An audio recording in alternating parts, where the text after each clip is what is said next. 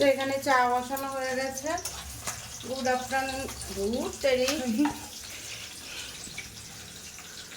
Good evening বন্ধুরা। সারাদিন তো দেখলেই কি করলাম আর কি বলবো, সব তো দেখাইনি, বললামই মুখে। এই যে এখন একটু আলু ছিল সেদ্ধ, আর এই যে বেগুনটুকু ছিল, এই দিয়ে ইয়ে করছি, আর কিছু নেই। এই দিয়েই খাওয়া হবে রাত্রে ভাত কটা কোনোরকমভাবে। আর এখন চা বসিয়েছি, চা খাবো। কটা বাজে? আমি 9টা। 9টা বেজে আছে বলতে হবে। হ্যাঁ 9টা বাজে।